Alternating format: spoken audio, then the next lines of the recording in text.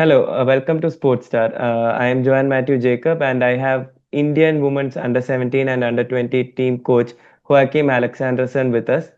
He is obviously coming off a successful campaign with both teams where he led them to the Asian Cup next year. We have a few questions for him where he will elaborate on his campaign and the success and what can be improved with the team. So let's get right into it. It's wonderful to have you here. And first of Thank all, I you. want to say congratulations for your success with the under 20 and now more recently the under 17 team. So, Thank you. first off, let's get straight into it. So, the under 17 teams campaign, could you just summarize it for us? Like, how hard was the process, especially going abroad and playing a home side and strong teams? So, could you just take me through that whole journey? For under 20, you said, right? Under 17. Under 17. Okay, sorry. Yeah. It was a pretty tough one, but to start with, I will say that the girls was very lovely to work with. They show this commitment that has to be done in this level, and they were all very willing to learning and from the beginning, it has been only a big joy, a big pleasure to work with them. And we started then with the first time I met them was in January. You can say January, yeah. And we having this camp in South Bangalore. And I was for 2 months or something like that. I was with the girls. Then I took over the under 20s. I went with them, so I was not too much with them. But then again, I have the big part of the squad for this IW League Two in May, and was very important for me to get to know them even more. And we had some good experience together there, where we were able to play more like I want my team to play, and that was very important, very good for us. Then we went for those. We prepared just for those qualifiers against Uzbekistan and Kyrgyzstan, and that was also very good. I felt like we get the team together in a very good way. We were down in Goa and in Bangalore in camps. Having those camps was very important as well. Some more players joined from other IW League clubs and to strengthen the squad up, and also one or two players coming into the squad very late also to strengthen up. So, and then we went for these qualifiers, what is more fresh in the memories, and we played two very hard games against two physical opponents, and that was very good for our girls' experience, because those kind of games is a little bit different to play than friendlies or. Sorry, I forgot about SAF Cup also. SAF Cup, Yeah. yeah. But those kind of games is a little bit more difficult to play than in those, because I think this playing style, these two teams were facing us with was more tougher and give some less time with the ball. So and also the dignity of the games, of course, the girls was feeling of this. But like I started this conversation, this team has a very good mindset, and they want to work really hard, and it seems like nothing can stop them for now. Even if they meet challenges, they just want to go for it, and you can push them very tough in certain situations, which is very good. So I'm very satisfied with this batch of players for India. Cool. So let's talk about that final game. You talked about how they wanted to play the way that you play. So in that match as well, you made some early substitutions. You seem like the kind of coach that is not afraid to take decisions that make an impact. You see a problem on the pitch, you make the change then and there. Is that the approach that you have been following since day one, or is it something that you have evolved over your time spending with the girls? No, exactly. This is what you have to do as a coach, and nothing different to me, because I have my style. I know what I want from all players in each position in my teams, and if I can't see this kind of actions, then it's very simple. I told them also I need to see this, and I have to see this one. Otherwise, we have to do some changes. So they know about this also, but. What I'm talking about most is that I want to see this fighting spirit, the hard work. It always has to be there. I can't see. I don't want to see casual players on the pitch, and they are very much aware about this one also. Then mistakes, yeah, for sure. All the players in the whole world is doing mistakes, so you can't blame them for this. But the hard work has to be there, and then of course there has to be some quality also. Otherwise, it's difficult. So that's what I decide to do some early. Subs just in this latest game because I needed to see some changes in the last game. We were struggling a lot in our especially how we created chances. So that's why we have to do some changes. Okay. So you talked about explaining how we needed to create more chances. But on the flip side, was there any specific tactical or mental improvements that you noticed like immediately during those qualifiers? Anything that stood out specifically tactically or something that you dominated, like any aspect of the game?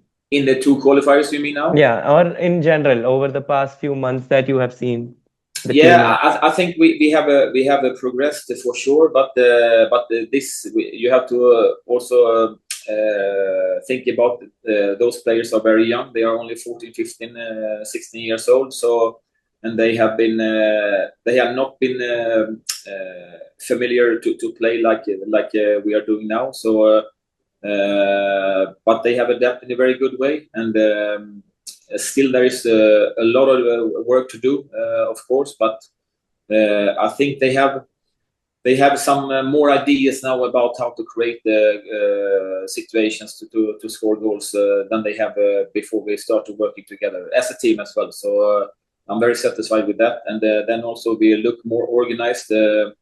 How we want to win the ball back, to be more aggressive. Each player know where to go, when to go in a more better way. So and through this good defending, we can create more goal chances as well. So that looks good so far. Okay. So, like you said, these are just players who are starting maybe 13, 14, 15 years of age. So, when you are doing the selection process for the team, what are the main attributes that you are looking for? Like, because a player could develop into a certain type, a certain position. So, how do you identify it, and what is your selection process at a very young age? Like I spoke about a little bit before, what I want to see is dedication. That is the most important. That they really want to push themselves. That is the most important, in my opinion. But then it comes also, of course, to tactical and to technical skills. Not so much about the physics, because that will come in a later time if you're good enough. But for sure the tactical skills and the habit on the pitch during the games, how you want to work for the team. If you want to have a good mindset to win the ball back after mistakes, if you are good to forget about mistakes, or if you're a player who is showing with full body languages that you're not recovering in a good way if you're fail too much. So it's more about behavior, but then of course skills come in there as well. So but both defending and attacking, I want to see good actions. That's what I'm looking for. So did you have a lot of options of players? Did you see a large talent pool of players coming in during the selection process, or did you have less people to choose from? Was it like that? Did you see a lack of talent in the country, or what do you think about it? Depends on what level you are looking for, but yeah, for sure, if you want to compare with the best Asian teams for now, I think there still is a little bit lack of talent, yes, but I also know that more academies, women academies coming up in India. That for sure will help the women's football even more in the coming years. Right now, I think we are in a generation where we're just starting this up, and we have a good batch now in this age group. But like you said, I don't think we have that number of players to choose from still. But hopefully in let's say 5-6 years, something like that, we can have a more number of players to choose from. Okay. So the next question is obviously you're juggling with the under 20 team and the under 17 team. So how do you manage that workload? Can you take us through the process or how it is different for both sides? The maybe the 3-year age gap between like the playing styles and how you are managing both roles at the same time. It hasn't been any problem so far because of course when you succeed also about what you're doing, it's more easy to work for sure. But it's about to show the players that I want to work hard also, because if I show them that I want to work hard and work on small things in a longer way, also they can understand that this is what has to be done. So that is very good to have this relation between us, and but then also it hasn't been too difficult because I also have some good assistant coaches who has been there to assist the other team when I have not been available to be on place for the other team. And then also you're talking about the playing style. So we're playing pretty much this in the same way. The only thing is though that you can try to do a little bit more tactical things with the under 20 team, of course. Try to speak a little bit more simple with a younger batch, but then with the under 20 batch you can go into more tactical things. Mm-hmm. So obviously the woman all across all sections the women's team has seen them securing qualification for the Asian competition. So for you personally, what would be your advice to your players for them to manage expectations, because this is probably one of the biggest achievements that they've had for in their career so far, and now they'll be traveling to participate in the competition. So from your side, how do you help them manage expectations and not get too excited but equally excited at the same time, like be grateful for the opportunity? I have spoke to the both batch about this, of course, and except of being better on technical and tactical skills and be better football player. Like I said from the beginning here, the most important is to understand that we have to work so hard for this one, and that is what I try to bring into the players in both batches, that when they go back to their home clubs as well, that don't be satisfied to be a star in your team. Try to utilize every training session to push yourself to work more harder, to take more actions in both the defending and attacking actions. Try to do something more about your training session. That is the only way we can try to change things here. So if we do that now hard enough until this tournament is coming up, then becoming more prepared for sure to face those better teams. Okay. So you've had your time managing senior teams like outside the country, as outside India as well, senior teams and the under 21 teams as well. So what is the main? Obviously, there is a big difference in terms of the level that they are playing at. But what is the difference in your approach to the players? Because maybe in a senior team, the players have been more mature. They've had more playing time. They've had more experience as well. So what is the difference that have you faced any differences or noticed anything that stands out? One thing that I noticed from the first time I came here is that the players is very shy, and they are not so used to talk with a coach, at least not with me as a foreign coach. So I have been trying to work a lot with this relation between us and make sure for them that they can come and talk to me whenever they want about everything, because even what's happening for them outside the pitch is very important for me as a coach to know if there is any big problems, and it's more easier for me to handle them during training sessions, to be aware of what's happening in their private life also.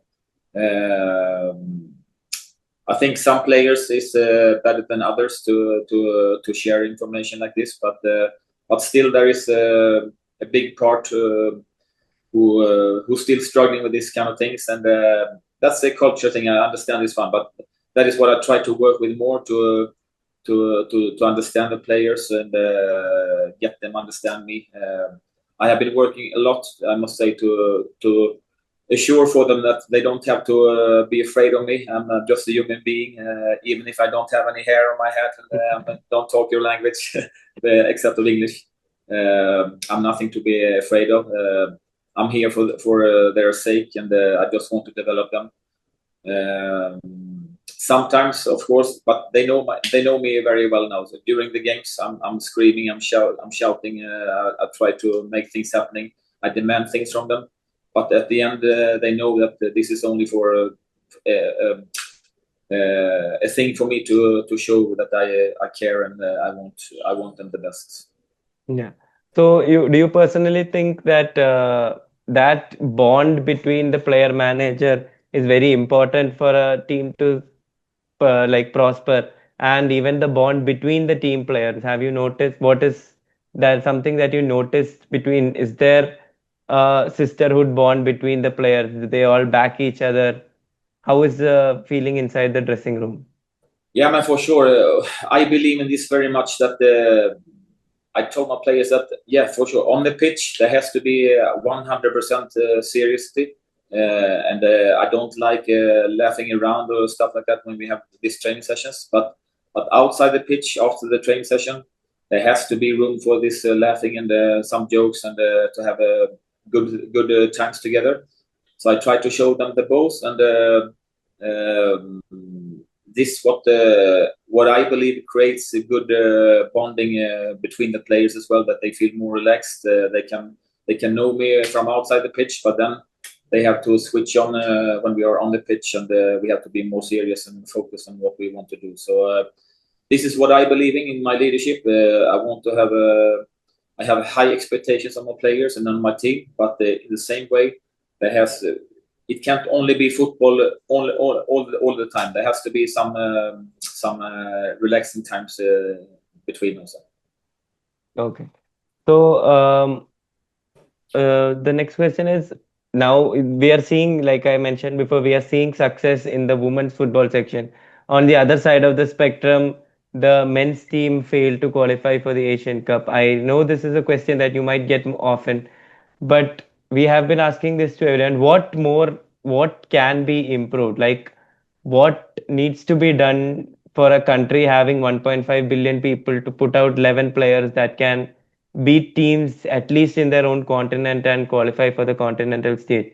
For someone who is coming from Europe, who has a wealth of experience in like the footballing scene, what do you think, if you could pinpoint it down to a few things, what are the improvements that you would suggest? I think it's starting with what all talking about. It's starting with the grassroots football, of course. I know for sure, since I've been camping with my two teams here in Bangalore, I know there is a lot of good boys academies. For example, here in Bangalore, only we have Alchemy and BFC, and I know there is a lot of other big good academies around the country.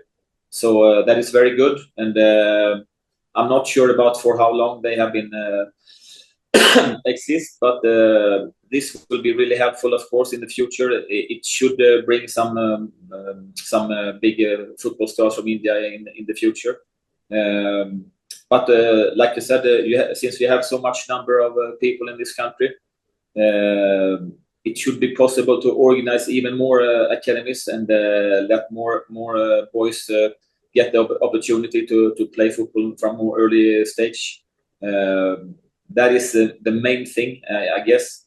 Then, yeah, I should not say too much about the playing style and like that, because it's up to every coach who comes and take over a national team how they want to play. So it's more about that. But for sure, if you have the good individual skills players, it's you can be able to play however you want, and probably you can get better results in the end. But I think also you have to decide if you want to. That is very important. The identity of the playing style, how you want to play, and get this out for the players in a very good way, of course. So, but this all the coaches know. So it's up to you as a coach how you want to play, how you want to utilize the players' quality in what system and in what system and in what position you want to have the players. Do you think like Indian players are physically lacking? Because I see matches happening in this country and even the international matches. After around 40 minutes, you can just see the players depleted. While when I'm seeing a European match, I'm seeing people sprinting at full speed in the 85th minute. Do you think that physicality is something that is lacking in Indian football? Maybe a little bit, yes. That is, I look at some ISL games, and maybe this is what I've been noticing most, that maybe the physicality is a little bit lacking compared to the European leagues, because there is a lot of good speed and a lot of good technical skills, but that can be improved, I guess. Okay. So in India, so across sports, a problem that we often face is age fraud, because sometimes we get people who are older competing in like the lower league category, and you are somebody who's managing two teams that are like the under the senior level. Have you come across anything like that, or have you had any challenges with such instances in your time? No, not back home in Sweden, but I heard about this from my colleagues here also, that there is a huge problem here, that teams both in India but also on the national team level, when we're facing other countries, that they want to put in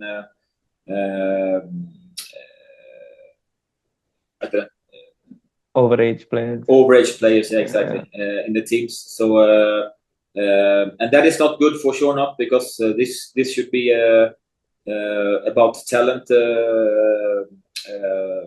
to play, and not about of course it's important to learn them to win the games as well, but the most important is that they play on an equal level. So that is for sure a problem if that is the case. That is something that I think all the federations around Asia should have a big look at, and try to do that maybe in a better way in the future. Okay. So the final couple of questions. So now we've talked about all what they want to improve, but what is one thing that you found fascinating or surprising about Indian football? The fascinating is how humble all the players are. They are really humble, and they treat me like I don't know, we should say a king, but they really support your coach here, and that is not always the case in Europe, for sure. And they are very they stay humble even if they are not playing from start. They come and ask, sometimes they not ask at all, but I beg them to come and ask for if they have some questions for me. But really humble players, and showing big respect for me, for the rest of the staff team, and for the opponents as well. So that is huge. That is fascinating in my opinion. Okay.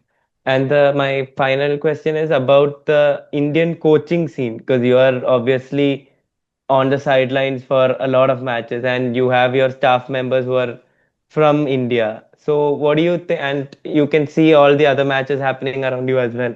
So what do you think about the Indian coaching scene, and do you have any suggestions on improvements that have worked, that you have seen work outside the country? No, but I think it's everything is about experience, right? So the more games you are involved in, the more teams you are coaching, the more coaches you are watching to get influence. We said influence, right? Yeah.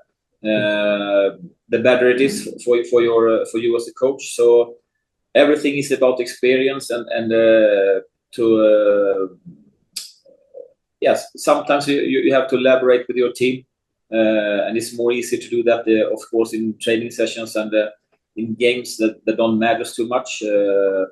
So don't be afraid of anything, and nothing is stupid in football. There is nothing who is stupid, but just make sure that you what I said from before, that the most important thing is that don't waste any time on the training sessions. Try to plan the sessions in the 100% way and explain for the players what we are going to do and make them understand what you want to see from the training sessions. And then just make sure to execute it. If the players is not doing in a good way, not doing what you want to see, you have to tell them instantly. You talk to them, you show them, you make sure that what you want to see on the field is getting done. Otherwise, like I said, always to my staff team, it's a waste of time otherwise. So that's the most important in my opinion.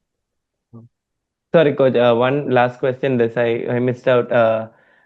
Do you have any thoughts or any comments on the current rift between the Indian club football ISL and the AIFF, and how it is affecting the Indian calendar for football and maybe the progress in the country? Because not having football for months and months after stopping playing in May is clearly affecting the team. So do you have any thoughts on that? I have thoughts, but since I also I'm employed for AIFF, so I think I hold those thoughts to myself. But I can say so much like this, that of course it's important for the players to play games, and everyone wants to have the games. I'm pretty sure about the both parts want this also. They just have to find a good solution about it. So yeah, hopefully we can see ISL football soon again. Okay. Any expectations that you are keeping in the back of your head for the Asian Cup campaigns, both under 20 and under 17? Expectations is that we hopefully we can be able to face good opponents in front of the Asian Cup, and that we have some good exposures, good time together, and that we are been able in this way to progress with both teams. We have to progress with both teams to compete for, because we don't go in there only to participate. We really want to give it the chance and qualify for the World Cup as well. Okay. Okay, coach. I think that's it. Thank you so much for your time. Thank you for sitting down and giving us your inputs. I hope you have a good training session and good campaign. Will you be in I've heard from my colleague, will you be in Bangalore for a training session soon? Probably not. It's not confirmed yet, but probably not the Bangalore this time, because facilities down here is occupied right now because of the owner. So they want to be in their facilities right now. This BFC club, and we have to wait and see what is for us.